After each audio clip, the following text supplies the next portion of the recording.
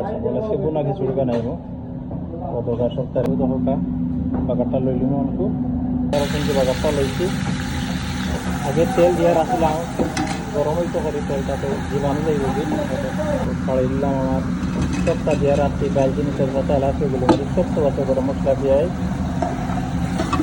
পেঁয়াজ আদার সন্ডে একটু ফ্রাই না করলে বালাইলায় বন্ধ বন্ধ করবো খাতা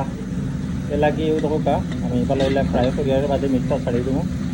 কোনো যদি বিরান না হয় ঠিক মতো তাহলে বন্ধ করবো মিক্সটা ছাড়িয়ে দিচ্ছি জেলাইছি স্পেস দিও বলে হসাইবা হসাইলে টমেটো ভিতরে যাইব মিট মজাইব স্পাইসে জাল খাইব ওলা সরসরি রাখবো তো দেখলাম মজা হইল খারে ছাড়িয়ে দিছি বোনা খিচুড়ির রাইসটা ছাড়িয়ে দিছি ইনশাল্লাহ যাতে থাকা বোনা খিচুড়ির পানিটা একটু বেশি থাকবো বিরিয়ানির রাইসটাকে বিরিয়ানির যে পানি এটা থেকে একটু বেশি পানিটা থাকবো আধা চামচও একটু উপরে থাকবো বা আধা চামচ থাকবো আধা চামচ থাকলে আলহামদুলিল্লাহ আমার খিচুড়িটা হয়ে গেছে বোনা খিচুড়িটা হোক আলহামদুলিল্লাহ